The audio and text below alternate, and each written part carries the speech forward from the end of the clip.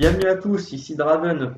Aujourd'hui, j'ai décidé de consacrer ma voix dans ce podcast à une action star des années 80 à 90, Steven Seagal. En entendant ce nom, je suis sûr que beaucoup d'entre vous pensent forcément à un type bedonnant, restant dans la majorité des cas assis sur une chaise durant l'entièreté d'un métrage trouvé dans un bac DVD de Nose pour une somme modique s'élevant à 4 € et des poussières. Mais ça serait trop vite oublier le glorieux passé de notre saumon agile préféré, couronné, oh là là, fut un temps d'œuvres mémorables, que dis-je, de véritables chefs-d'œuvre, leçons de cinéma. Car on le sait tous, c'est parce que Steven est le plus grand, le plus fort, le plus merveilleux, le plus beau, qu'à la fin des années 80, la Warner se le procure tant bien que mal pour produire le pinacle du film d'action avec l'aide d'Andrew Davis, Above the Law, connu par chez nous sous le nom Nico, nom éponyme du personnage qu'incarne notre faux rital fétiche. Ah là là, que dire face à cette magnificence du bourre-pif made in Seagal? Eh bien, je dirais qu'il bâtit sa légende de star montante, son mythe, en expliquant qu'il est parti apprendre l'aïkido chez les Nippons afin d'être la perfection masculine incarnée à la manière d'une pub pour Gillette, ce qui est véritablement le cas, puisque dans sa prime jeunesse, Saumon Agile a suivi un enseignement rigoureux sous la tutelle du maître Rob Kobayashi, puis étudia l'escrime japonaise traditionnelle.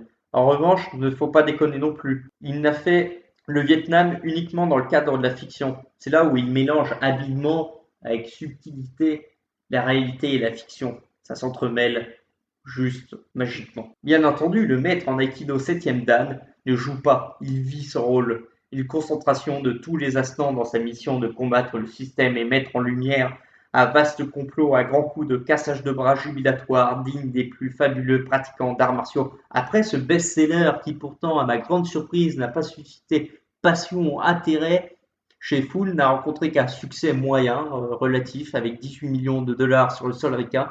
Une véritable hérésie pour ma part, car j'ose le dire, monsieur, voir un type avec la grâce caractéristique d'un phénix mélanger à un semi-remorque casser la gueule à des pourris, ça mérite son pesant de cacahuètes. Pourtant, ça n'a pas empêché la Warner, flairant que Steven est une future star capable de faire jeu égal avec d'autres action stars comme Schwarzenegger, Stallone ou encore même Van Damme en tête de liste, lui propose de récidiver pour 3 films supplémentaires. Mon Dieu. Tout d'abord, il commet Échec et mort avec en guise de réalisateur Bruce Malmuth, véritable petit génie, même virtuose du cinéma, puisque sa carrière de cinéaste prend fin dès 1994 avec Pentathlon starring Dolph Lundgren. Ça en dit long sur la carrière du bonhomme. Hard to Kill dans son titre d'origine et l'accentuation à son apogée du style seagalien Creed du flic aux origines italiennes avec comme leitmotiv Je suis Rital et je le reste. Place à Mason Storm, flic ricain burné muni d'un catogan du plus bel effet qui ravira les fans comme moi du style capillaire de notre idole. En plus d'être un film profondément humaniste, d'une poésie inégalable, sortant de la bouche d'un mec en lendemain de cuite, Hard to Kill, ou Échec et mort si vous préférez, est le film le plus bouseux et voire le plus emblématique de la filmographie de Seagal, instaurant tous les stéréotypes qu'on lui affublera par la suite et qui fera sa renommée, mais aussi sa déchéance. Après cette œuvre profondément seagalienne, notre Steve international nous revient avec Désigné pour mourir. Ah là là, un très grand film, n'hésitant pas à pulvériser en 3 secondes chrono toute une bande de trafiquants jamaïcains venus décimer notre belle jeunesse. Un grand coup de drogue. Il y a son lot de répliques cultes dedans, comme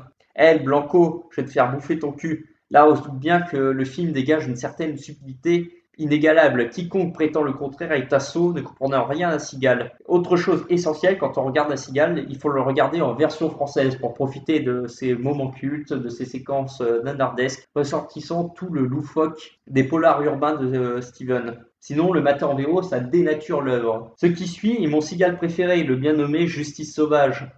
La couleur est donnée dès l'introduction, où il se bat contre un Mac, le balançant à travers le pare-brise d'une bagnole. C'est sans nul doute son œuvre d'action la plus violente, car notre bouddhiste phare éclate des dents comme personne, casse des bras, coupe des mains, un grand coup de hachoir bon marché digne des meilleurs bouchers, et j'ajoute que le méchant Richie, joué par William Forsythe, est un très très vilain garçon. Attention, car il n'hésite pas à mettre des balles dans la tête aux passants qui le font chier. Cependant, pour ma part, c'est peut-être le meilleur scénario de ces films. Simple, efficace, droit au but. Le pote Bobby, notre bon vieux Steven, se fait tuer. C'est alors que Seagal part comme un seul homme à la recherche de son assassin en solo, car vous vous en doutez bien, c'est le best of the best. Notons une chose rare qui mérite d'être soulignée, qui n'est jamais arrivé auparavant, c'est que notre kéké sicilien n'explique pas la vie à sa femme, mais l'inverse se produit, c'est sa femme qui lui fait la morale durant l'histoire, ce qui remue notre saumon agile avec un jeu d'acteur certes limité, mais crédible dans son stoïcisme. Et chose dingue, en 92, il connaît un succès international retentissant avec Piège en haute mer, véritable consécration après des années d'acting plus que discutable pour personne ne réfléchit. C'est alors que le melon de Seagal s'agrandit en atteignant des dimensions stratosphériques et dès 1994, il commet Terra Miné en étant réalisateur, acteur, scénariste, film qui tranche énormément de ses autres productions qui sont généralement des polars urbains. Terra Miné est mal perçu. Il peine à convaincre les foules. Il est même nominé aux Razzie Awards. Pourtant, des fans de Seagal comme moi le savent bien. Steven ne fait qu'appliquer les préceptes bouddhistes qui découlent de la spiritualité ou l'environnement, en faisant par exemple péter une station pétrolière en plein milieu de la banquise, avec un sourire évoquant la bonhomie, se tapant une petite nana plus jeune que lui, combattant un ours à main nue. Steven Seagal ne s'explique pas, il se ressent. La Warner, complètement dégoûtée du tournant que prend Seagal, cherche à mettre fin à son contrat en le faisant jouer dans des films comme L'Ombre Blanche, vague repompe de Seven, sans la grâce, la beauté esthétique artistique de ce film. Il est cependant accompagné d'un des frères Wayans qui livre une assez bonne prestation. Après s'ensuit Ultime Décision, qui pour moi n'est pas un Seagal, malgré qu'il soit sur certaines affiches aux côtés de Kurt Russell, il n'apparaît qu'une quarantaine de minutes, montre en main, et disparaît complètement du reste de l'intrigue, une honte et un doigt d'honneur tendu de la Warner pour les fans de Seagal que nous sommes. Et il finira sur une bousasse cosmique, se nommant Menace toxique, une nullité qui n'a d'égal que sa prestation au sein de ce film. Franchement, moi-même, ayant été habitué au DTV, là, c'est pas possible. Même en DTV, j'en voudrais pas. Mais en 2001, un véritable petit miracle se produit avec Hors Limite, un bon film, nom de Zeus, avec un duo de choc, Seagal-Day-Mix. Malheureusement, malgré le fait que Steven ait perdu plusieurs kilos pour revenir dans le business de l'action, se remettre sur le devant de la scène, cela ne change rien. Steve reste cantonné dans le monde merveilleux du direct ou vidéo en effectuant le minimum syndical. Je noterai que dans l'océan de navets dans lequel il nage avec une aisance remarquable, il y a quelques films qui méritent le détour et nous rappellent qu'avant, Saumon Agile faisait du vrai cinéma. Oui, je serais trop vous conseiller de regarder Un aller pour l'enfer, réalisé par Tony Shin-Siotong, le type responsable du très bon Histoire de fantômes chinois. Seagal s'y bat avec une agilité déconcertante, où on sent que le bougre met du cœur à l'œuvre, à jouer, tout du moins à être présent dans la majorité des scènes, ce qui n'est pas forcément le cas dans certains DTV où il apparaît, où on peut presque chronométrer son nombre d'apparitions. Après, si vous cherchez un DTV similaire à Justice Sauvage, je peux vous conseiller Urban Justice.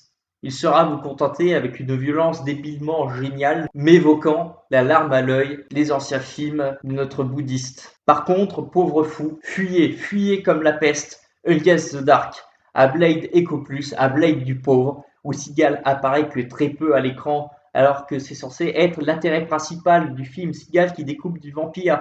Il est même en tête d'affiche du film. Bref, il n'est pas seulement un acteur capable de rivaliser avec Eastwood, ni un réalisateur digne de Spielberg ou Kubrick, mais également un chanteur blues talentueux. Et pour le coup, je ne suis pas ironique, puisque contrairement à ses films, les deux albums reçoivent des éloges de la part des critiques, puis il donne de nombreux concerts de charité pour aider les enfants. Il a également été policier, ce que peu de monde sait, en tant que shérif adjoint réserviste en Louisiane. Bien entendu, dans un reality show, Loman le mettant en scène où on le voit patrouiller de jour comme de nuit et où on le suit avec émotion et attention. En conclusion, je dirais que Seagal est un acteur devenu has-been, nanardesque, mais qui a su faire sa renommée, son mythe au milieu des années 80-90. Et c'est toujours fandard, lors d'une soirée entre potes, de se mater un DTV de Seagal, ou même un de ses premiers films, parce qu'on a beau dire, Nico, Justice sauvage, même Piège haute mer, c'est des films qui fonctionnent très bien hein, et qui sont bien cinématographiés quoi, pour ce qu'ils ont à proposer, attention. Donc c'est-à-dire du polar urbain, d'action, mêlant violence et répliques nanardesques. Hein. Il ne faut pas s'attendre à un film digne d'un Alfred Hitchcock ou d'un Kubrick. Hein. C'est sur ces mots que je terminerai. Donc je vous invite à vous abonner à la chaîne, à me laisser un like, un commentaire. Je l'ai déjà dit auparavant, mais n'hésitez pas, parce que j'aurai toujours plaisir à échanger avec vous. Et puis je vous dis à la prochaine. C'était Draven. Salut!